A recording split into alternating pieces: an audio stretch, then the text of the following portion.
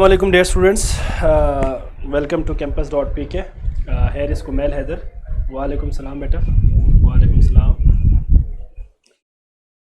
जी बच्चे, तो कल FLP जो हमने टेस्ट लिया था FLP का, आज उसी को हम डिस्कस भी करेंगे. जस्ट एक मिनट बेटा.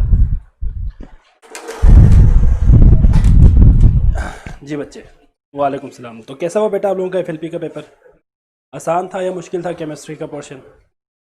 जी बच्चे, आसान था या मुश्किल था बेटा? वालेकुम सलाम उस्मान बेटा. वालेकुम सलाम. हाँ जी, इजी था ना पेपर? बहुत आसान था. तो आज हम ज़रा पेपर्स को डिस्कस करते हैं बेटा.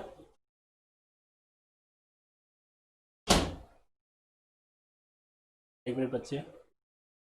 अच्छा जी,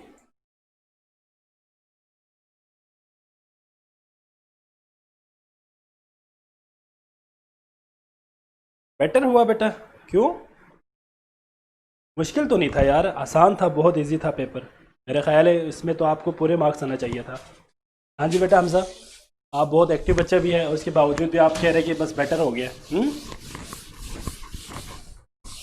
अच्छा जी, तो आज हम ज़रा इसी को ही रिवाइज़ कर लेते हैं बेटा. ठीक है, जितने भी MCQs कल हमने दिया था उसमें FLP में, उसकी डिस्कशन करते हैं. और टाइम थोड़ा बच गए तो फिर हम लेक्चर भी स्टार्ट करेंगे. ठीक है. अच्छा जी, तो आपका फर्स्ट MCQs था बेटा, दैट वाज क्या था बेटा? देखिए ज़रा. Sodium amalgam alloy contain sodium and which one of the following metal. आपके पास देखिए, जब भी बात हो एमलगम की तो याद रखिएगा बेटा, जब भी एमलगम की बात हो, amalgam means the alloy of mercury. ठीक है. नहीं बेटा, मुश्किल तो नहीं था, नहीं इजी था बेटा. बेटा याद रखिएगा, alloy is the mixture of metals. ठीक है.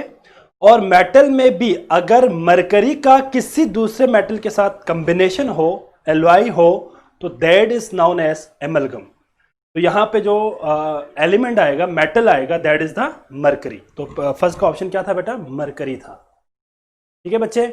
इसके बाद सेकेंड आपके पास था बेटा, diameter of an atom is in the order of. इसमें एक टेक्निकली मिस्टेक भी हुआ था बेटा. मैंने आपको कल भी मैंने बच्चों को बता भी दिया था, मैसेज जिन्होंने मुझे किया था, कि कुछ MCQs के जो आंसर है ना, वो कंपोज करते वक्त या सिस्टम में एंटर करते वक्त उसमें चेंजेस हो गई है. तो आप इसको ज़्यादा इससे परेशान ना हो बेटा. इसमें कुछ मिस्टेक्स हो जाते हैं, वो इतना मुश्किल नहीं है. ठीक है बच्चे. तो आपके पास जो जहाँ पे मसला हो मैं आपसे डिस्कस भी करूँगा. तो इसी में डायमीटर ऑफ एन एटम, हाँ जी, इसमें कुछ मिस्टेक्स हो गए बेटा, टेक्निकल कुछ मिस्टेक्स हो गए हैं. बहुत सारे MCQs ऐसे थे जिसमें की जो है वो मिस्टेकनली रॉन्ग वहाँ पे पुट हुआ था. तो इसको ज़रा आप इतना ज़्यादा वो ना करें. जाहिर बात है फर्स्ट पेपर था, इसके बाद नेक्स्ट पेपर में और भी बेटर हो जाएगा. ठीक है बेटा, डोंट वरी अबाउट दिस, ये क्लियर हो जाएगा. अच्छा जी, तो बहुत सारे बच्चे मुझे मैसेज कर रहे थे कि सर आंसर की गलत था, सर यहाँ पे ये मसला, वहाँ पे वो मसला हुआ. बेटा देखिए, ये होने वाली चीज़ है, मिस्टेक हो जाते हैं, इसमें इतने ज़्यादा प्रॉब्लम होने वाली बात नहीं है. ठीक है बच्चे. तो सेकंड क्वेश्चन आपके पास था, diameter of an atom is. अब इसमें जो ऑप्शन दिया हुआ था वहाँ पे 2 मिलीमीटर का जो है वो करेक्ट था उसमें, लेकिन एक्चुअल आंसर क्या था बेटा? Actual answer is 0.2 nanometre. ये मैंने आपको आपको शायद बताया था, नहीं बताया था, पता नहीं. तो ये फर्स्ट लेक्चर में था. तो उसमें 0.2 nanometre is the diameter of an atom. ये आपको याद है ना बेटा? अगर हम एटम की डायमीटर की बात करें तो diameter of an atom is क्या होगा बेटा? 2 मल्टीप्लाई बाई 10 पावर -10 मीटर. अगर मीटर में बात करें तो ये इसकी वैल्यू होगी बेटा. और अगर हम नैनोमीटर में बात करें तो 0.2 नैनोमीटर. ठीक है बच्चे. और पिकोमीटर में अगर हम बात करें तो पिकोमीटर में इसकी वैल्यू होती है 2 पिकोमीटर. और अगर हम एमस्ट्रॉन्ग में बात करें तो ये होगा बेटा 2 angstrom, sorry 200 picometre and 2 angstrom. तो ये इनकी वैल्यूज को आपने याद रखनी है. ये असल में फर्स्ट मैं थर्ड लेक्चर से मैंने पढ़ाया था. मैंने फर्स्ट बेसिक जो आपका कॉन्सेप्ट है उसके अंदर ये इन्वॉल्व है. ठीक है बच्चे. तो ये कहाँ से आएगा? यहाँ पे आपको याद होना चाहिए बेटा, 1 angstrom will be equals to 10 power -10 metre. ठीक है बच्चे. और अगर हम इसी को नैनोमीटर में लेके जाए तो क्या होगा? 10 पावर -9 नैनोमीटर. और पिकोमीटर में जाए तो 10⁻12 पिको मीटर। तो ये आपको आंसर याद होना चाहिए। तो जो करेक्ट आंसर था बेटा वो था बेटा आपके पास 0.2 नैनोमीटर। क्या था बेटा? 0.2 नैनोमीटर। नजर आ रहा है बेटा आपको? 0.2 नैनोमीटर आपको नजर आ रहा है ना ये? जी बच्चे, हाँ जी। तो इसमें ठीक है बच्चे जी। अब आपने ये याद रखना है, अगर आपसे पूछे, ये था बेटा आपके पास diameter of an atom. Diameter means क्या है बेटा? Size of an atom. ठीक है बच्चे। अगर हम बात करते हैं रेडियस की, तो रेडियस के लिए क्या होगा बेटा? रेडियस के लिए क्या वैल्यूज होगी? ये मैं बता के जाऊंगा ताकि आपको एमसीक्यूज में काम आए। अगर आपसे पूछे कि what is the radius of an atom, तो रेडियस ऑफ एन एटम के लिए आप क्या करेंगे? इसी को हाफ करते जाएंगे। अगर आपसे पूछे मीटर में, तो मीटर के लिए क्या होगा बेटा? 1 × 10⁻10 मीटर। ठीक है। अगर आप इसको नैनोमीटर में बताना चाहे तो नैनोमीटर में इसको हाफ कर दो, क्या होगा बेटा? 0.1 नैनोमीटर। ठीक है बच्चे, रेडियस। और अगर हम पिकोमीटर में कहें तो पिकोमीटर क्या होगा बेटा? 100 पिकोमीटर। और अगर एमस्ट्रॉन्ग में करें तो 1 एमस्ट्रॉन्ग। तो these are basically the radius and diameter of the क्या है बेटा? एटम। इसकी रेंज है। अच्छा, एक और भी प्रॉब्लम है, कुछ बच्चों को ये भी मुझे बता रहे थे कि सर हमने नेट से सर्च किया था तो वहां पे वैल्यू दिया हुआ था 0.1 से 0.5 तक। इसकी वैल्यू उन्होंने मुझे कहा था बच्चों ने। बेटा याद रखिए ये बुक टू बुक वेरी करती है। और याद रखिएगा ये जो डायमीटर और रेडियस मेजरमेंट इंस्ट्रूमेंट पे डिपेंड करेगी। जिस इंस्ट्रूमेंट से मेजर किया है उसी बेस पे हमने क्या करना होता है? बताना होता है। अब नेट से अगर आप सर्च करें तो वहां पे 0.1 नैनोमीटर टू 0.5 नैनोमीटर तक दिया हुआ है। तो दरमियान में आपके पास 0.2 आ रहा है, तो मोर एथेंटिक आंसर 0.2 नैनोमीटर है। ठीक है बेटा। तो 0.2 nanometre is the diameter of an atom. ये आपने याद रखनी है। बाकी यहाँ पे मैंने कुछ कन्वर्जन्स भी दिया है साथ में, इसको भी जरा राइट डाउन करके रखें, आपको काम आएगा। ठीक है बच्चे। इसके बाद नेक्स्ट है आपके पास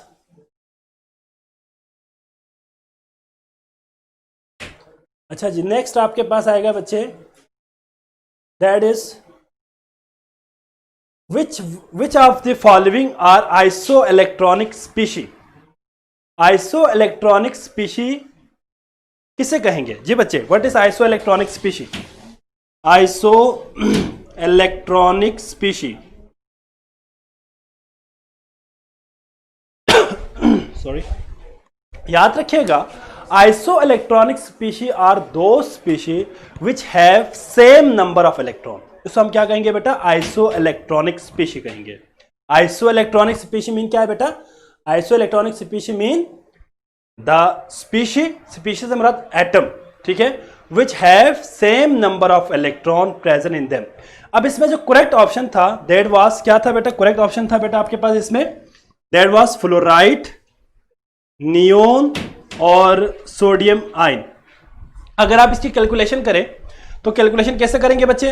कैलकुलेशन इस तरह करेंगे आप, यहां देखें जरा, fluorine, atomic number of fluorine is क्या है बेटा? Atomic number of fluorine is 9, atomic number of neon is 10 and atomic number of sodium is 11। ऐसा ही है ना बच्चे? एटॉमिक नंबर आपके पास 9, 10, 11 है। अगर आप बात करते हैं फ्लोराइड आयन की तो याद रखिएगा fluoride ion are formed when fluorine atom gain electron. जब फ्लोरीन एटम इलेक्ट्रॉन गेन करे, अगर फ्लोरीन एटम इलेक्ट्रॉन गेन करे तो इसके ऊपर क्या चार्ज आएगा? नेगेटिव चार्ज आएगा। तो इसको हम क्या कहेंगे? फ्लोराइड। ठीक है बच्चे। तो यहां पे अगर आप कैलकुलेशन करें तो फ्लोरीन 9 देखिए एटॉमिक नंबर के बराबर ही इलेक्ट्रॉन नंबर होगा ना बेटा। तो 9 इलेक्ट्रॉन पहले से ही मौजूद था, एक और इलेक्ट्रॉन भी इसने गेन कर दिया। तो इसके अंदर टोटल कितने हो गए बेटा? हम प्लस कर देंगे, प्लस 1 इलेक्ट्रॉन और ऐड हो गए, टोटल आपके पास बन गए 10 इलेक्ट्रॉन। ठीक है बेटा, 10 इलेक्ट्रॉन हो गए। ठीक है बच्चे। इसी तरह इसमें तो आपके पास 10 ही है, इसने ना तो लॉस किया है ना तो गेन किया है बेटा, आपके पास 10 ही है। अगर बात करें सोडियम आयन की, सोडियम +1 है। देखिए यहां पे ये बात आपने अच्छी तरह अंडरस्टैंड करना है बेटा, माइनस यहां पे 1 है, यहां +1 है। अब +1 से मुराद क्या है कि +1 से मुराद ये है कि सोडियम ने अपना 1 इलेक्ट्रॉन लॉस कर दिया। ठीक है बेटा। कैटाइन, इसको हम कहेंगे cation. Cation is formed when the atom loss it's valence electron. अगर तो वो एक इलेक्ट्रॉन लॉस करते हैं तो +1 चार्ज आएगा, अगर वो 2 इलेक्ट्रॉन लॉस करते हैं तो +2 चार्ज आएगा। ये तो ऑब्वियस बात है, सारे जो है बेसिक कंसेप्ट है। अब सोडियम ने अपना एक इलेक्ट्रॉन लॉस कर दिया है, तो 11 में से हमें एक इलेक्ट्रॉन को माइनस करना पड़ेगा एक इलेक्ट्रॉन को, तो आंसर क्या आएगा 10 इलेक्ट्रॉन। अब आप जरा देखें कि इन तीनों में सेम नंबर ऑफ इलेक्ट्रॉन्स है, ऐसा ही है ना बच्चे, इसमें भी 10 इलेक्ट्रॉन है, उसमें भी 10 इलेक्ट्रॉन है और इसमें भी 10 इलेक्ट्रॉन है। तो तीनों में जब 10 इलेक्ट्रॉन है तो तीनों के अंदर आपके पास क्या हो गया बेटा, सेम नंबर ऑफ इलेक्ट्रॉन्स हो गया, same number of electrons.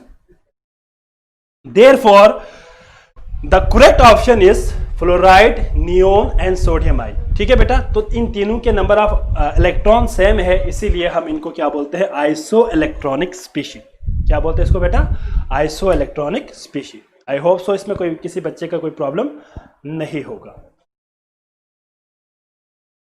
Next है, हाँ जी, haemoglobin is how much time heavier than hydrogen molecule. अगर आपको याद हो तो मॉलिक्यूल के टॉपिक में आपने इस बात डिस्कस की होगी बेटा कि मॉलिक्यूल के आपके pass on the basis of size and mess 2 types है, एक माइक्रो मॉलिक्यूल और एक मैक्रो मॉलिक्यूल। तो माइक्रो मॉलिक्यूल और मैक्रो मॉलिक्यूल में एग्जांपल देते वक्त शायद आपने डिस्कस किया हो बेटा कि हीमोग्लोबिन HB, हीमोग्लोबिन अगर हम इसका मैस देखें, एक मॉलिक्यूल का अगर हम मैस देखें तो बेटा this is 68,000 atomic mass unit. ठीक है बच्चे, 68,000 एटॉमिक मैस यूनिट है। अब आपके पास यहां पे हम हाइड्रोजन के साथ कंपेयर करना है। अगर हम हाइड्रोजन की बात करें तो हाइड्रोजन होती है 1.008, ठीक है बच्चे, वर्सेस हीमोग्लोबिन HB। तो अगर हम हाइड्रोजन एटम की बात करें तो हाइड्रोजन एटम से हीमोग्लोबिन 68,000 टाइम मोर हैवियर है। लेकिन सवाल यह पूछा हुआ है कि हाइड्रोजन मॉलिक्यूल, नॉट बेटा, हाइड्रोजन मॉलिक्यूल पूछा हुआ है। तो जब मॉलिक्यूल की बात होगी तो 2 हाइड्रोजन की बात हुई ना बेटा, एक के लिए 1.008, तो हमारे पास 2 के लिए क्या होगा 2.016। जो 2.016 का कंपैरिजन करें तो ये होगा 34,000 टाइम मोर हैवियर। तो ऑप्शन क्या था बेटा, आपके पास ऑप्शन था 34। तो ये जो करेक्ट आंसर है that is 34 time more heavier than the hydrogen molecule. सवाल सही तरह पढ़े ना, सवाल में लिखा हुआ है मॉलिक्यूल नॉट एटम। अगर एटम कहे तो आपने लिखना है 68,000, अगर मॉलिक्यूल कहे तो आपने इसी को डिवाइड करना है 2 से। जाहिर बात है ना बेटा, एक हाइड्रोजन एटम हो तो 68,000 टाइम हैवियर है, अगर आप 2 हाइड्रोजन एटम की बात करते हैं मॉलिक्यूल में तो ये 34,000 होगा। तो आंसर क्या है, करेक्ट आंसर इज द 34,000। ठीक है बच्चे, अक्सर बच्चों ने इसको 68,000 कर दिया है, ये 68,000 नहीं है, ये 34,000 है। ठीक है बच्चे, आप लोग क्वेश्चन को अच्छी तरह पढ़े, पहले क्वेश्चन को अच्छी तरह पढ़े, वरना आप उसको मिस्टेक कर देंगे। ठीक है, क्वेश्चन स्टेटमेंट अगर आपको समझ आ जाए तो आप आंसर कर सकेंगे। आप देखें ना, आप देखते ही क्या लिख दिया, 68,000 लिख दिया, क्योंकि बुक में तो 68,000 लिखा हुआ है, लेकिन जो पेपर बनाने वाला है, वो पेपर सेटअप करने वाला जो बंदा होगा, वो क्वेश्चन को मॉडिफाई करके आपको दे सकते हैं। भाई वो देखना चाह रहा है कि भाई आपके पास कॉन्सेप्ट है या नहीं है। जिस बच्चे को ये चीज कंसेप्चुअल क्लियर हो, मॉलिक्यूल और एटम्स के दरमियान डिफरेंस का पता हो, वो आसानी से बता सकेगा भाई मॉलिक्यूल हो तो 34,000 है, अगर हाइड्रोजन एटम हो तो 68,000। ठीक है बच्चे, वेरी गुड। नेक्स्ट है बेटा आपके पास, नेक्स्ट क्वेश्चन है that is number of peaks obtain in mass spectrometer show. अब आपने मास स्पेक्ट्रोमीटर पढ़ के आए बेटा, मास स्पेक्ट्रोमीटर में अगर नंबर ऑफ पीक्स की बात करते हैं तो याद रखिएगा number of peaks shows the number of isotopes of an element. किसी भी एलिमेंट के अगर 5 आइसोटोप्स है, ठीक है, निकल के 5 आइसोटोप्स है, तो निकल मास स्पेक्ट्रोमीटर के अंदर 5 पीक्स देंगे, 5 पीक्स देंगे। अब जो 5 पीक्स है, the number of peaks represent the number of isotopes.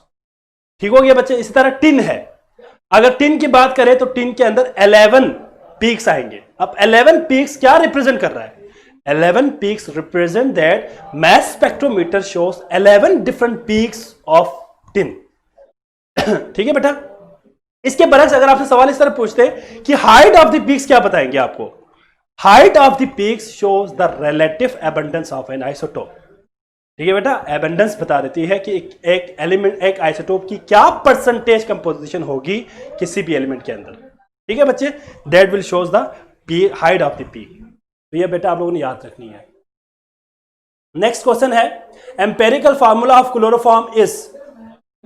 अब आप देखिए एम्पेरिकल फार्मूला ऑफ क्लोरोफॉर्म, अब आपको पता होना चाहिए कि empirical formula is the formula which shows the simplest ratio of an atom present in a molecule. किसी भी मॉलिक्यूल के अंदर मौजूद सिंपलेस्ट रेशियो को बताएगी। अब आप जरा देखिए सिंपलेस्ट रेशियो से क्या मुराद है, यहां पे देखिए बेटा जरा। अब हमारे पास क्लोरोफॉर्म है तो फार्मूला आपको याद होना चाहिए कि भाई क्लोरोफॉर्म का फार्मूला क्या है। सेकंड ईयर के अंदर आपने केमिस्ट्री के अंदर, सेकंड ईयर केमिस्ट्री ऑर्गेनिक में काफी दफा क्लोरोफॉर्म के बारे में आपने जो है डिस्कस किया होगा, अपने लेक्चर के दौरान सुना होगा क्लोरोफॉर्म क्या है, क्लोरोफॉर्म क्या है। मेरे ख्याल में मैं तो अपने बच्चों को कन्वर्जेंस में भी ज़्यादा से ज़्यादा इसी में साल्वेंट वगैरह में इसको मैं लाजमी बता देता था, भाई क्लोरोफॉर्म आप ऐसे साल्वेंट ले रहे होते हैं, एज जो है एनेस्थीसिया में इस्तेमाल कर रहा होता है आप इसको। तो क्लोरोफॉर्म की बात बहुत ज़्यादा होती है केमिस्ट्री के अंदर। तो क्लोरोफॉर्म का फार्मूला आपको याद होना चाहिए बेटा। क्लोरोफॉर्म का फार्मूला है CHCl3। अब आपको अगर इस तरह की क्वेश्चन आ जाए कि भाई एम्पेरिकल फार्मूला क्या है तो आप कंफ्यूज ना हो, आप सिंपल एक काम करें। वो काम ये करें कि आप इनके मोल रेशियो लिखें। अगर आप मोल रेशियो लिखें तो कार्बन क्या है बेटा 1:1, हाइड्रोजन भी 1 है, लेकिन क्लोरीन कितने 3। ये मजीद सिंपल हो सकता है क्या, मजीद सिंपलेस्ट फॉर्म में जा सकता है? नहीं जा सकता ना बेटा, ये आपके पास मजीद सिंपलेस्ट फॉर्म में नहीं जा सकता। इसलिए आप क्या कहेंगे बेटा, the correct answer is CHCl3। ठीक हो गया बच्चे। तो ये आपके पास एम्पेरिकल फार्मूला था क्लोरोफॉर्म के लिए। नेक्स्ट क्वेश्चन है आपका बेटा, that is which one of the following statement about the isotope is correct. Isotope के हवाले से कौन सी जो स्टेटमेंट है वो सही है। तो आपको मैंने लास्ट टाइम लेक्चर में भी बता दिया था कि भाई आइसोटोप के अंदर इंपॉर्टेंट पॉइंट ये है कि वो तमाम एलिमेंट्स जिनका इवन एटॉमिक नंबर और इवन मास नंबर हो तो उन एलिमेंट्स के ज्यादा से ज्यादा एबंडेंट आइसोटोप मौजूद होती है। मतलब एक से ज्यादा, दो से ज्यादा स्टेबल आइसोटोप्स मौजूद होती है। अगर ऑड एटॉमिक नंबर हो तो आपको पता है मोर देन 2 से ज्यादा, 2 से ज्यादा स्टेबल आइसोटोप्स नहीं हो सकते। अगर इवन एटॉमिक नंबर और इवन मास नंबर हो तो उन एलिमेंट्स के आइसोटोप्स बहुत ज्यादा होते हैं। ठीक है बच्चे, ये जरा आप लोगों ने याद रखनी है। तो ये स्टेटमेंट भी आपके पास आ गए, that is statement number 2, isotope with even atomic number and even mass number are abundant. अच्छा जी, 1 mole of carbon dioxide contain, 1 mole of carbon dioxide contain, आपके पास 1 मोल कार्बन डाइऑक्साइड है, 1 मोल कार्बन डाइऑक्साइड। अब आपने क्या बताना है, इसके अंदर ऑप्शंस दिया हुआ है, सही तरह गौर से आपने ऑप्शन पढ़ना है बेटा, सही तरह। ऑप्शन के अंदर आपके पास 3 चीजें दिया हुआ है। एक आपको दिया हुआ है option 1 is 6.022 multiply 10⁻23 atoms of oxygen O2, एक ऑप्शन ये है। सेकेंड ऑप्शन आपको क्या दिया हुआ है B, that is 6.022 multiply 10⁻23 atoms of carbon, एक ऑप्शन ये है। थर्ड ऑप्शन आपको क्या दिया हुआ है 22 ग्राम्स ऑफ इलेक्ट्रॉन। ठीक है बेटा, इलेक्ट्रॉन 22 है। और डी ऑप्शन है बोथ बी एंड सी। अब आपने देखना है इन ऑप्शंस को, जरा देखना है आपने। ऑप्शन में आपके पास देखिए बड़ा टेक्निकल क्वेश्चन है ये। 1 मोल कार्बन डाइऑक्साइड के अंदर Avogadro's number of atoms of oxygen है, तो ये कभी नहीं हो सकता क्योंकि ऑक्सीजन 2 है। तो एक एटम की अगर एक ऑक्सीजन एटम होता तो बेटा आपके पास एवोगैड्रोस नंबर के बराबर ऑक्सीजन एटम होता। अब यहां पे 2 ऑक्सीजन एटम है तो आप एवोगैड्रोस नंबर को मल्टीप्लाई बाय 2 करेंगे तो वो तो ऑब्वियसली ये ऑप्शन तो गलत हो गया। ये ऑप्शन क्या हो गया बेटा, गलत हो गया। सेकंड पॉइंट क्या है, Avogadro's number of atoms of carbon. अब ये बात तो सही है क्योंकि एक कार्बन है तो एक कार्बन में एवोगैड्रोस नंबर के बराबर कार्बन एटम है, तो ये ऑप्शन सही है। पहले बार और से देखना, ये ऑप्शन सही है। थर्ड ऑप्शन देखें 22 ग्राम्स ऑफ इलेक्ट्रॉन। अब 22 ग्राम्स ऑफ इलेक्ट्रॉन कहते तो बच्चे कंफ्यूज हो जाते, भाई हमने तो बस ऑप्शन टिक कर दिया, देखते ही टिक कर दिया इसको, लेकिन ये आंसर सही नहीं है इसमें। क्यों? क्योंकि थर्ड ऑप्शन को अगर आप देखें तो उसमें 22 ग्राम ऑफ इलेक्ट्रॉन है। जब 22 ग्राम ऑफ इलेक्ट्रॉन की बात करेंगे तो अगर आप जरा देखें carbon plus oxygen plus oxygen, देखिए क्योंकि 2 ऑक्सीजन है और एक कार्बन है तो कार्बन के एटॉमिक नंबर 6 है बेटा, तो कितने इलेक्ट्रॉन होंगे 6 इलेक्ट्रॉन, प्लस ऑक्सीजन के कितने इलेक्ट्रॉन होंगे एटॉमिक नंबर 8 तो 8 इलेक्ट्रॉन, और सेकेंड ऑक्सीजन का भी 8 इलेक्ट्रॉन। इन तीनों को प्लस करें तो आपके पास आंसर आएगा 22 ग्राम्स इलेक्ट्रॉन। ठीक है बच्चे, इलेक्ट्रॉन कितने 22 इलेक्ट्रॉन्स है। अब यहां पे 22 इलेक्ट्रॉन है तो ये ऑप्शन भी तो सही है। तो आप सिर्फ और सिर्फ इस ऑप्शन को या इस ऑप्शन को टिक नहीं करेंगे, बल्कि आप क्या कहेंगे, ये दोनों गलत है, ऑप्शन इज द C1। क्यों सी सही है? क्योंकि इसमें यहां पे कहा हुआ है बोथ B एंड C, दोनों स्टेटमेंट सही है, इसके लिए। बात क्लियर हो गई ना बेटा? अगर आप सिर्फ और सिर्फ एक ऑप्शन को देखे टिक कर देंगे तो आपका जो आंसर होगा वो गलत होगा, क्योंकि फर्दर आगे तो जरा देखें ना बेटा, आगे भी उन्होंने जो बात की वो भी सही है, लेकिन आखिर में जब डी ऑप्शन की बात करेंगे, डी में उन्होंने कहा भाई बी भी सही है, सी भी सही है, तो बी और सी जब दोनों सही है तो आप ऑप्शन डी को चूज करेंगे, not B and C. The point is got it बेटा। अक्सर बच्चों ने इस पॉइंट को टिक कर दिया, भाई ठीक है सर ने ये भी ऑप्शन सही है, ये ऑप्शन सही है, लेकिन इस ऑप्शन के साथ सी भी तो सही है ना बेटा, तो आप दोनों को टिक करेंगे तो ना बात तो नहीं बनेगी ना। आपने क्या करना है बेटा, आपने करेक्ट आंसर को टिक करना है, that is C, D. I hope so कि आपको क्लियर होगा जी बच्चे। नेक्स्ट क्वेश्चन है बेटा आपका, दैट इज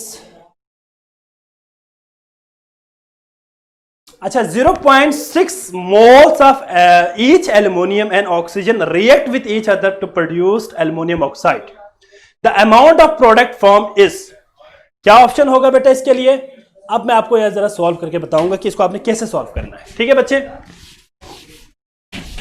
जी। बेटा ये जरा न्यूमेरिकल स्टाइकियोमेट्रिक कैलकुलेशन से रिलेटेड है, इसको जरा गौर से देखिए बेटा जी।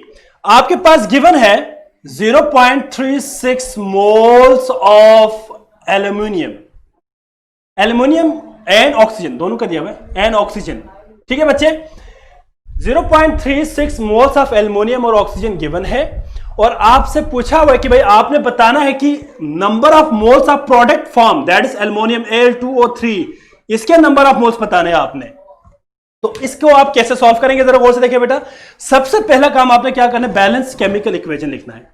Aluminium plus oxygen they will produced aluminium Al2O3, balance करें, यहां पे 2 लगा दे, यहां पे 4 लगा दे, यहां पे 3 लगा दे, this is balance chemical equation. अब आप जरा यहां पे देखें, आपको दोनों रिएक्टेंट के नंबर ऑफ मोल्स 0.36 दिया हुआ है, नंबर ऑफ मोल्स दोनों में क्या दिया हुआ है, 0.36 दिया हुआ है। अब आपने डिसाइड यह करना है कि भाई इन दोनों में से लिमिटिंग रिएक्टेंट कौन सा है, ठीक है बेटा। मैं यहां पे पहले इसको सॉल्व करूंगा, इसके बाद मैं आपको बताऊंगा इसके अंदर क्या हो रहा है। अब हम क्या करेंगे, इसको सॉल्व करने के लिए कन्वेंशनल जो मेथड है हमारे पास, कंपैरिजन मेथड, उससे करेंगे। कंपैरिजन में क्या करेंगे, एल्युमिनियम को हम कंपेयर करेंगे किसके साथ, एल्युमिनियम ऑक्साइड के साथ। अब आप जरा यहां पे देखिए बोर्ड पे, तो हमारे पास एल्युमिनियम और एल्युमिनियम ऑक्साइड जब हम कंपेयर करेंगे तो एक बात याद रखिएगा, जिस चीज की वैल्यू गिवन होगी उसको आपने लेफ्ट साइड पे लिखना है, जो आपने फाइंड करना है उसको आपने राइट साइड पे लिखना है, ठीक है बेटा। रिक्वायर्ड जो डेटा है उसको आपने राइट साइड पे रखना है कंपैरिजन में, जो चीज गिवन है बेटा उसको आपने लेफ्ट साइड पे रखना है। अब एल्युमिनियम आपको पता है बेटा, according to balance chemical equation, हम यहां पे बात करेंगे according to balance chemical equation. अगर हम बैलेंस केमिकल इक्वेशन की बात करते हैं तो बैलेंस केमिकल इक्वेशन के मुताबिक अगर आप जरा देखें तो 4 मोल्स क्या है, 4 मोल्स आपके पास एल्युमिनियम है, और कितने मोल्स आपके पास एल्युमिनियम है, ऑक्साइड है बेटा 2 मोल्स। अगर ये मेरे पास 1 मोल हो जाए तो ये आपके पास हो जाएगा बेटा, अगर ये 1 मोल हो तो ये 2/4 हो जाएगा, 2/4 मोल्स ना।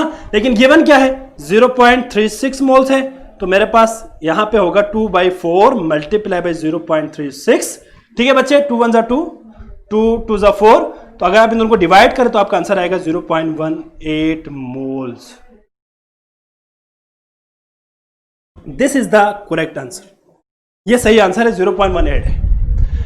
अब अक्सर बच्चे पूछते हैं मुझसे कि सर हमने एल्युमिनियम को ही क्यों इस्तेमाल किया कंपैरिजन में, हम ऑक्सीजन को क्यों इस्तेमाल नहीं कर सकते। तो बेटा याद रखिएगा, इन दोनों चीजों में से एल्युमिनियम लिमिटिंग रिएक्टेंट है और ऑक्सीजन एक्सेस है, ठीक है बेटा। याद रखिएगा, आपको पहले लिमिटिंग रिएक्टेंट में भी बता दिया था कि limiting reactant will control the formation of the product.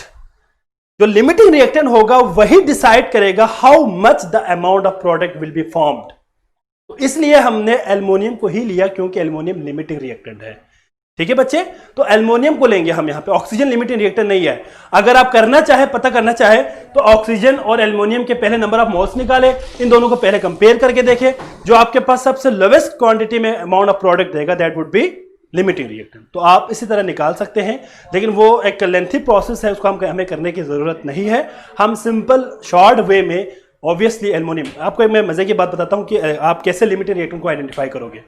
अगर किसी भी रिएक्शन में ऑक्सीजन गिवन होना बेटा, ऑक्सीजन के साथ कोई और एलिमेंट हो जाए, कभी ऑक्सीजन के साथ एल्युमिनियम है, तो याद रखिएगा ऑक्सीजन को हम अक्सर, ज्यादातर ऑक्सीजन को हम एज अ एक्सेस लेते हैं, लिमिटिंग रिएक्टेंट नहीं लेते, क्योंकि ये एयर है, ऑक्सीजन एक्सेस में होता है हमेशा।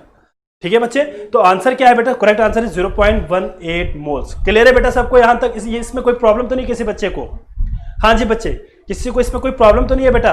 अभी ये शुरुआत है, जब आपके एफएलपी देखिए इस तरह, अभी नेक्स्ट एफएलपी आपका होगा तो आपके पास मजीद इस तरह के कैलकुलेशंस आएंगे। जब आपका इससे अगला होगा तो इससे भी मजीद आपके पास डिफरेंट इस तरह के एमसीक्यूज आएंगे।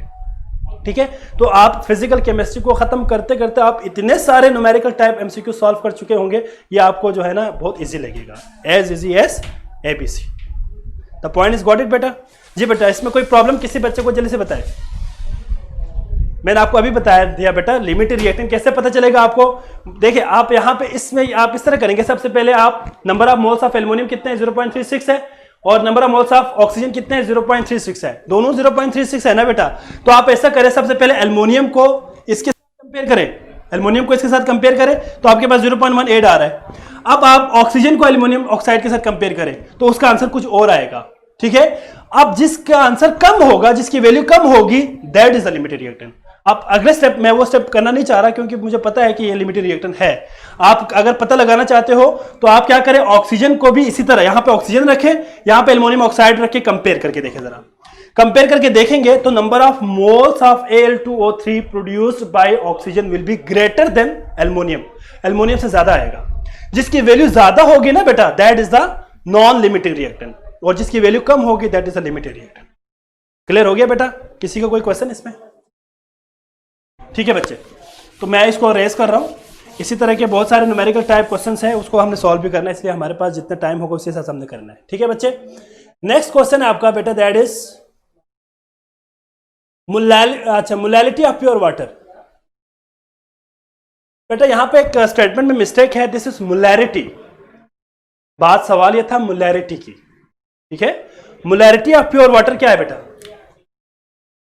मोलैरिटी ऑफ प्योर वाटर, इसका करेक्ट आंसर है बेटा दैट इज 55.5 मोलर। मोलैरिटी है, मिस्टेकनली हमने वहां पे स्टेटमेंट में मोलैलिटी आया हुआ है। मोलैरिटी इज बेसिकली क्या है बेटा? 55.5। और ये कैसे आया 55.5? हाँ जी बच्चे, अगर आपको याद हो डेंसिटी ऑफ वाटर क्या है बेटा? डेंसिटी ऑफ वाटर इज 1000 ग्राम पर लीटर। 1000 ग्राम पर लीटर है ना बेटा डेंसिटी, मैं यहां पे बात करूं डेंसिटी की। तो नंबर ऑफ मोल्स आप निकालने के लिए आप इसी को मैस के तौर पे लेंगे। अगर आप मैस के तौर पे लेंगे, नंबर ऑफ मोल्स निकाले तो n is equal to mass होगा, तो 1000 divided by molar mass of water 18, तो इसका आंसर आएगा 55.5। तो नंबर ऑफ मोल्स आ गए। मोलैरिटी किसके बराबर है? Molarity will be equal to, जी बच्चे, molarity will be equal to, हाँ जी, 55.5 डिवाइडेड बाई 1 डेसीमीटर क्यूब, तो आंसर आपको क्या आएगा? 55.5 आएगा मोलैरिटी। ठीक है बच्चे, तो आपने ये बात याद रखनी है। अगर सवाल में मोलैलिटी पूछा होता, मैं इसलिए आपको ये बात मेंशन कर रहा हूं, अगर आपसे पूछते what is the molality of the water, तो बेटा याद रखिएगा मोलैलिटी ऑफ वाटर बास किताबों में उन्होंने लिखा हुआ है अप्रोक्सीमेटली इक्वल टू 55.5 मोलल, लेकिन ये अप्रोक्सीमेटली 55.5 है। ठीक है, एग्जैक्टली इक्वल टू 55.5 नहीं है, लेकिन मोलैरिटी में एग्जैक्टली इक्वल टू 55.5 है। ठीक है बच्चे, तो ये जरा थोड़ी सी ना बच्चे कंफ्यूज हो जाते हैं, तो अक्सर आपके पेपर में भी आपको मोलैलिटी ही पूछते हैं, मोलैरिटी ही पूछते हैं, मोलैलिटी नहीं पूछेंगे। ठीक है बच्चे, क्लियर हो गया? Next question. अच्छा जी, a solution has 92 gram ethanol, 96 gram methanol and 90 gram water. Mole fraction of water in the solution is. बड़ा सिंपल क्वेश्चन है बेटा। गिवन क्या क्या है आपके पास? गिवन आपके पास है बेटा, मैं जरा यहां पे लिखता हूं, दैट इज आपके पास गिवन है 92 ग्राम एथेनॉल C2H5OH, ठीक है बच्चे, और 96 ग्राम है, जी जी 96 ग्राम मेथनॉल, और आपसे पूछा हुआ है 90 ग्राम वाटर H2O। सवाल ये पूछा है आपसे, what would be the mole fraction of the water in the mixture of these 3 solvent. इन तीनों सॉल्वेंट के अंदर या इन तीनों मिक्सचर के अंदर सबसे आपने बताना यह है कि भाई मोल फ्रैक्शन ऑफ वाटर क्या है। तो मोल फ्रैक्शन ऑफ वाटर निकालने का फार्मूला आपको याद होना चाहिए। फार्मूला क्या है बच्चे? फार्मूला है mole fraction of water will be equal to, जी बच्चे, number of moles of water divided by number of moles of water plus number of moles of methanol और C2H5OH OH plus number of moles of methanol OH। जब इन तीनों को अगर आप values put करेंगे तो आपके पास मोल फ्रैक्शन आ जाएगा बेटा, that comes out to be 0.5 आएगा। ठीक है बच्चे, देखे ना आपके नंबर ऑफ मोल्स यहां से निकल आएगा, मैथ्स गिवन है, मोलर में इस पे डिवाइड करते जाओ, आपके पास 0.5 आंसर आएगा। जो की था बेटा उसके अंदर 0.4 लिखा हुआ था, दैट वाज रॉन्ग। ठीक है बेटा, actual answer is, correct answer is 0.5। ठीक है बच्चे, क्लियर हो गया सबको? हाँ जी। इसके बाद है विच वन इज टेम्परेचर डिपेंडेंट। हाँ जी, अगर आपको याद हो तो जब मैं आपको कंसंट्रेशन यूनिट पढ़ा रहा था तो वहां पे मैंने साइड पे लिख दिया था कि which one of the following is temperature independent. मैंने वहां पे लिखा था इंडिपेंडेंट, लेकिन मैंने एमसीक्यूज में दिया डिपेंडेंट।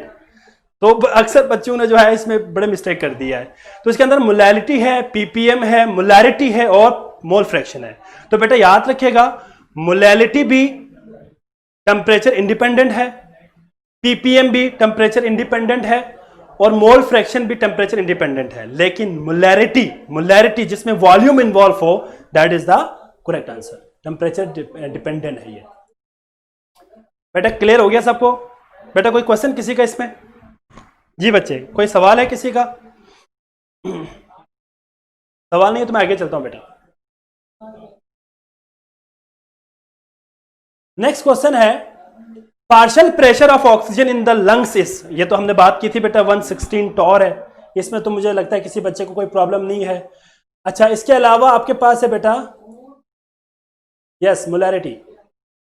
इसके बाद नेक्स्ट आपके पास ऑप्शन है बेटा, which one is the form of general gas equation? PV is equal to nRT। हाँ जी, PV is equal to RT, P1 V1 upon T1 is equal to P2 V2 upon T2।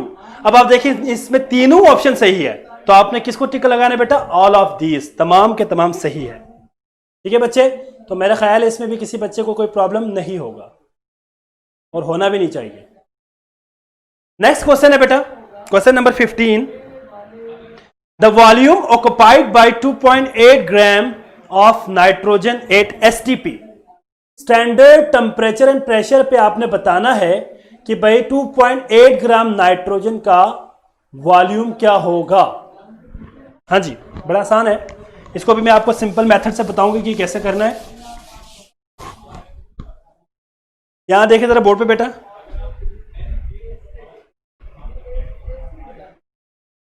ठीक है बच्चे। अब आप जरा यहां बोर्ड पे देखिए, बोर्ड पे देखिए बच्चे जरा। सवाल यह है कि 2.8 ग्राम नाइट्रोजन गैस का जो ऑक्युपाइड वॉल्यूम है वो क्या होगा? ठीक है बेटा, 8 STP, आपने STP बताना है।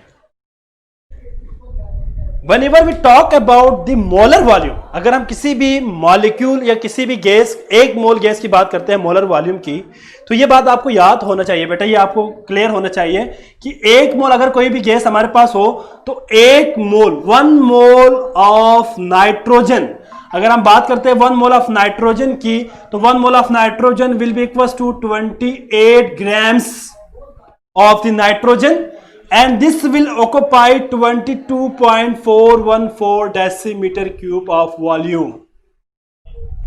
ये मेरे ख्याल है किसी बच्चे को कोई प्रॉब्लम नहीं है। एवोगैड्रोस नंबर का हमने रिलेशनशिप देखा था इसके साथ। ठीक है बच्चे, तो मैंने क्या कहा बेटा, अगर हमारे पास 1 मोल नाइट्रोजन गैस हो तो 1 मोल नाइट्रोजन गैस के अंदर जो मैस होगा that is 28 gram.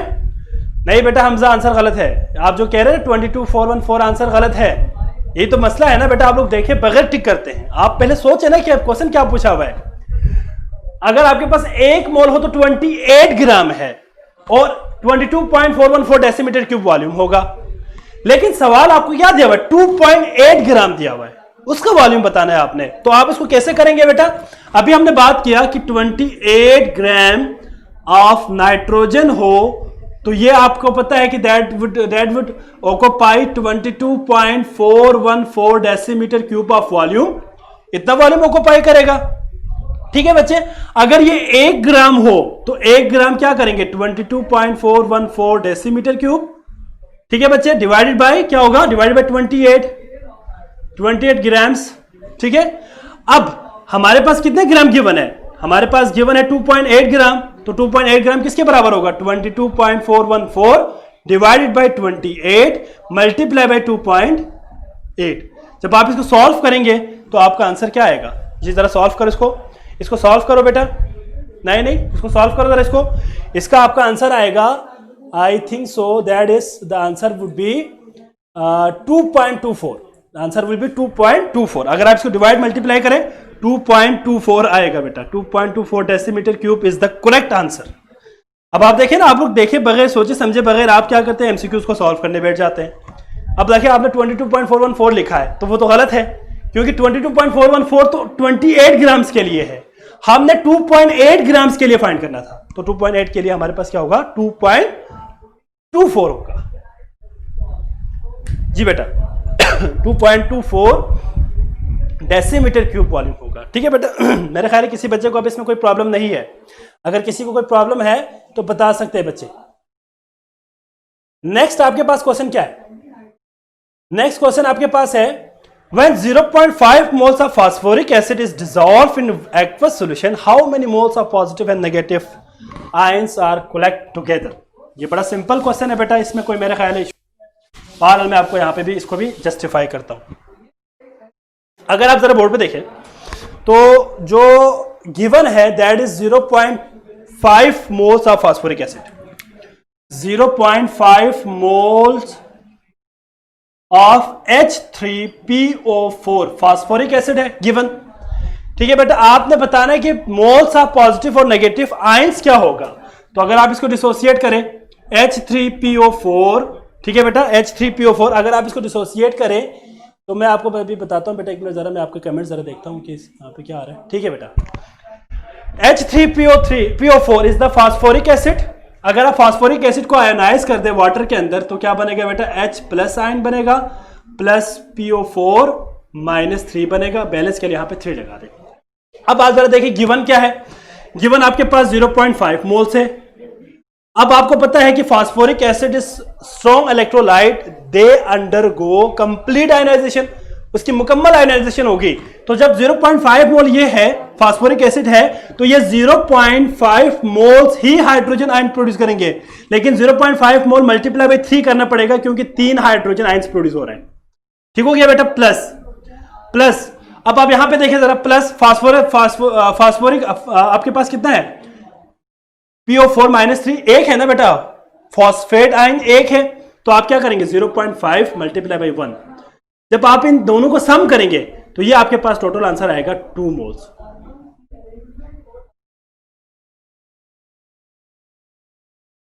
Two moles positive and negative ions, this is the correct answer. Answer क्या होगा 2 होगा। 2 क्यों हो गया बेटा, क्योंकि 0.5 multiply by 3 hydrogen ions plus 0.5 moles of phosphate PO4।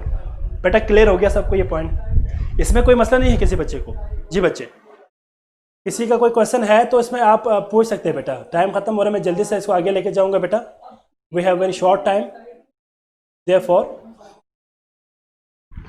How many electrons have to be removed to ionize 1.0 multiply 10⁻⁶ moles of neon atom to neon plus ion in a neon advertising tube. बेटा इस question को जरा अच्छी तरह understand करना है। आपसे ये पूछा हुआ है कि 1.0 मल्टीप्लाई 10⁻⁶ मोल्स नियोन एटम मौजूद है। तो कितने मोल्स ऑफ इलेक्ट्रॉन प्रोड्यूस होगा? बेटा याद रखिएगा, एक नियोन, अगर एक नियोन हो तो वो एक ही इलेक्ट्रॉन प्रोड्यूस करेगा।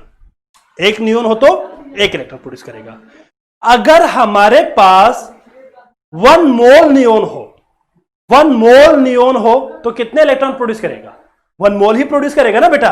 लेकिन हमारे पास क्वेश्चन क्या पूछा है? 1.0 मल्टीप्लाई 10⁻6 मोल्स है। तो आंसर क्या आएगा? 1.0 multiply 10⁻6 multiply by 6.022 multiply 10⁻23। This is the correct answer. क्यों करेक्ट आंसर है बेटा? क्योंकि एक मोल के अंदर एवोगैड्रोस नंबर के बराबर इलेक्ट्रॉन होंगे। तो अगर हमारे पास 1.0 मल्टीप्लाई 10⁻6 मोल्स ऑफ नियोन हो तो 1.0 multiply 10⁻6 moles of neon contain 1.0 multiply 10⁻6 multiply by this Avogadro's number. तो हमारे पास नंबर ऑफ इलेक्ट्रॉन क्या होगा? ये होगा। जो नंबर ऑफ इलेक्ट्रॉन रिमूव होगा वो ये होगा। क्लियर है बेटा सबको? कोई प्रॉब्लम किसी बच्चे को बेटा? जी नेक्स्ट क्वेश्चन है बेटा, mass in grams of 10 moles of aspartame. Aspartame, हाँ जी, मोल्स ऑफ आपने एस्पार्टम बताना है। ये तो बड़ा सिंपल है, इसमें मेरे ख्याल है किसी बच्चे को कोई प्रॉब्लम नहीं होना चाहिए। मोल्स आपको पता है, फार्मूला क्या है? Mass upon molar mass. ठीक है बेटा, मैस अपॉन मोलर मैस। तो आपके पास 10, आपके पास कितने मोल्स है? आपके पास अच्छा मोल्स दिया हुआ है 10 मोल्स है। हाँ जी 10 मोल्स है। तो आप मैस कैसे निकालेंगे? मैस निकालने के लिए आप सिंपल है ना बेटा, मैस निकालने के लिए क्या करेंगे? Moles multiply by molar mess. अब आपको पता है 10 मोल्स है तो 10 multiply by 294 is the molar mass. तो आपका आंसर आएगा 2940 ग्राम्स। तो ये आपका ऑप्शन सही होगा। 2940 grams of aspartame is present in 10 moles of aspartame. 10 मोल एस्पार्टम्स के अंदर कितने ग्राम्स होंगे बेटा? 2940 ग्राम्स होगा। ठीक है बच्चे, नेक्स्ट क्वेश्चन है, when 0.5 moles of aluminum sulfate are dissolved in water, total number of particle produced। Total number of particles बताने बेटे, तो बड़ा सिंपल है। मोल गिवन है, मोल आपके पास 0.5 है, आप 0.5 को मल्टीप्लाई करते 6.022 मल्टीप्लाई 10⁻23 तो आपका आंसर आएगा 3.36 मल्टीप्लाई 10⁻23 पार्टिकल्स। ठीक है बच्चे, ये गिवन ऑप्शन है। The correct option will be, correct option क्या होगा? 3.0 मल्टीप्लाई 10⁻23 3.0 मल्टीप्लाई 10⁻23 पार्टिकल्स होंगे। यही ऑप्शन सही है, ऑप्शन बी गिवन है। क्लियर हो गया बेटा? किसी बच्चे को कोई प्रॉब्लम इसमें? अगर है प्रॉब्लम तो आप बता सकते हैं, मैं डिस्कस करूंगा दोबारा। ठीक है बच्चे? नेक्स्ट है percentage of nitrogen in urea. Percentage of nitrogen in urea, formula आपको बता दिया था मैंने। परसेंटेज ऑफ नाइट्रोजन किसके बराबर होगा बेटा? Mass of nitrogen divided by, हाँ जी, mass of nitrogen divided by molar mass of a compound multiply by 100। अब आपको पता है कि एक नाइट्रोजन 14, तो दो नाइट्रोजन कितना होगा बेटा? 28। तो 28 divided by molar mass of urea. Urea का फार्मूला क्या है बेटा? NH2 twice CO। This is the urea. अब यूरिया के अंदर दो नाइट्रोजन है तो 28 आ गया बेटा। मोलर मैस होगा 60 मल्टीप्लाई बाय 100 तो आंसर आएगा 46.6%। This is the required answer. तो ये ऑप्शन भी गिवन है, 46.6% is the percentage of nitrogen present in the urea fertilizer. Number of molecules present in 10 grams of water. ये तो बड़ा सिंपल है बेटा, ग्राम्स मैस दिया हुआ है, मैस को आप क्या करेंगे? मल्टीप्लाई, मैस को आप मोलर मैस पे डिवाइड कर देंगे, मल्टीप्लाई बाय एवोगैड्रोस नंबर करेंगे तो आपका आंसर आएगा 3.34 मल्टीप्लाई 10⁻23।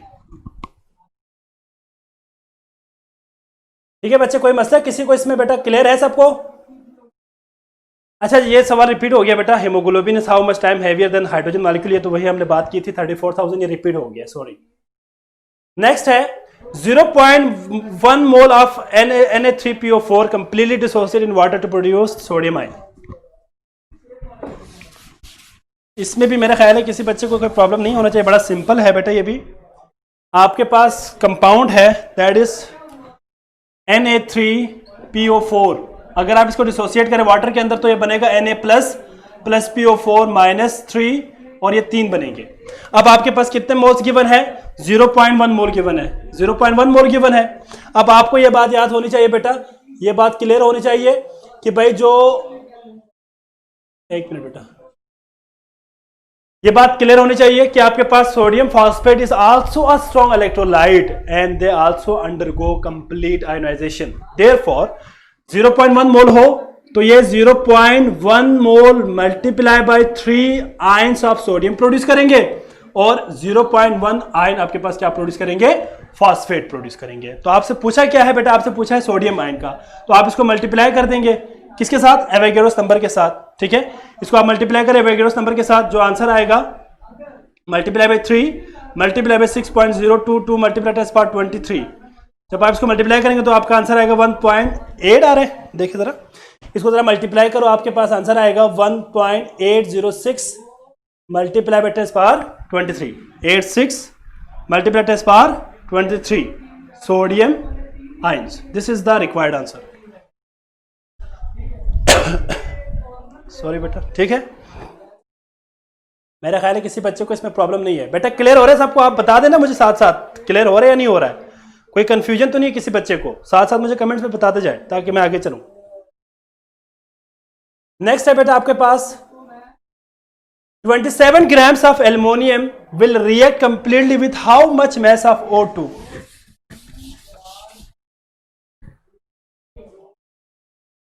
जी बच्चे,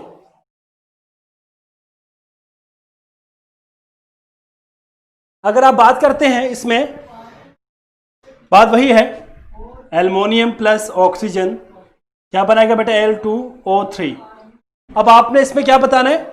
इसमें आपने बताना है कि कितने ग्राम्स एल्युमिनियम रिएक्ट करके how much mass of O2 to produce Al2O3। जी बेटा, इसका आंसर होगा 24। ठीक है, इसका आंसर क्या होगा? 24 ग्राम्स ऑफ O2। इसको आप बैलेंस करें पहले, 4 3। अब आपने इसमें क्या करना है? आपके पास 27 ग्राम एल्युमिनियम है। मैं जरा इसको इस तरह से कंपेयर करूंगा कि फॉर एग्जांपल ये देखें जरा, इसमें कंपैरिजन आप इस तरह करेंगे, एल्युमिनियम और ऑक्सीजन को कंपेयर करेंगे, एल्युमिनियम वर्सेस ऑक्सीजन। अब यहां पे सबसे पहले आप एल्युमिनियम के नंबर ऑफ मोल्स निकालें, number of moles of aluminium, ये आंसर होगा। ठीक है, number of moles of aluminium किसके बराबर है? Number of moles is equal to mass upon molar mass, mass 24 है, डिवाइड बाय 27। तो इसका आंसर आएगा, अगर आप इसको डिवाइड कर दे जरा, इसको डिवाइड कर दे जरा, इसको मैं डिवाइड करता हूं जरा, देखें 24 divided by 27, the answer is 0.88, 0.88 बेटा। ठीक है बच्चे, अब आपके पास according to balance chemical equation, अगर हम बैलेंस केमिकल इक्वेशन की बात करते हैं,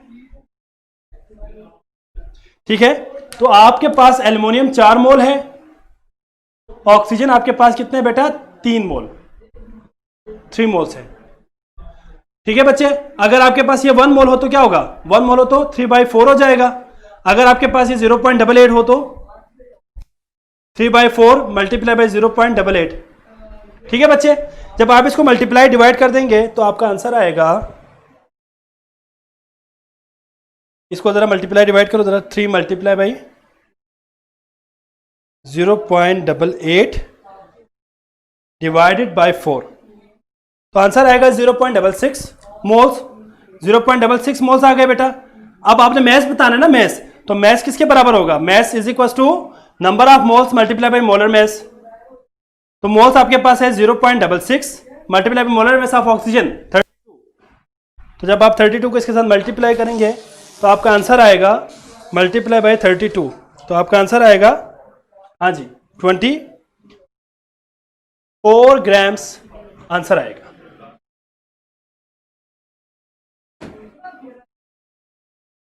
ठीक है बच्चे, क्लियर हो गया बेटा? इसके बाद नेक्स्ट है, the mass of 1 mole of magnesium atom is 24 gram, what is the mass of 1 magnesium atom in grams. आपने अब यहां पे एक मैग्नीशियम एटम का मैस बताना है। ये बड़ा सिंपल है बेटा, याद रखिएगा, अगर हमारे पास 24 ग्राम्स हो, 24 ग्राम्स अगर हमारे पास हो मैग्नीशियम, तो इसके अंदर कितने नंबर ऑफ एटम्स होंगे? Test power 23। अगर हम एक एटम की बात करेंगे, 1 एटम्स की बात करेंगे, एटम की बात करेंगे तो क्या होगा? 24 divided by 6.022 multiply test power 23। जब आप इसको डिवाइड करेंगे तो आपका आंसर आएगा, दैट वुड बी क्या होगा बेटा? 3.99 मल्टीप्लाई टेस्ट पर -23। ऑप्शन है -23 का भी, ठीक है, तो ये आपका आंसर होगा। नेक्स्ट क्वेश्चन है बेटा, during combustion analysis which one is use for absorbing carbon dioxide. ये तो आपको पता है 50% पोटेशियम हाइड्रोक्साइड है, ये हमने काफी दफा डिस्कस भी कर चुका है। इसके बाद बात आती है बेटा, a ring contain 1.2 gram of diamond, the number of carbon atom in the diamond are. ठीक है बच्चे, आपके पास जो क्वेश्चन है उसमें 1.2 ग्राम डायमंड है। अब आप जरा देखें, 1.2 ग्राम डायमंड है, ठीक है बेटा, 1.2 ग्राम है ना? हाँ जी, 1.2 ग्राम, ठीक है। और आपने बताना है कार्बन एटम कितने हैं, ठीक है बच्चे। बेटा याद रखिएगा, diamond is nothing else but carbon, ये कार्बन है। आपको पता होना चाहिए कि diamond is the allotropic form of carbon, ठीक है बच्चे, ये एलाट्रोपिक फॉर्म ऑफ कार्बन है। एलाट्रोपिक फॉर्म ऑफ कार्बन किसे कहेंगे बेटा? Allotropy is the existence of same element but different in form. तो आपके पास कार्बन के डायमंड हो गया बेटा, ग्रेफाइट हो गया बेटा, बक्कीबाल हो गया बेटा, इस तरह graphene, these are basically allotropic form of carbon. तो आप सिंपल क्या करेंगे? बेटा 1.2 divided by 12 multiply by 6.022 multiply test by 23।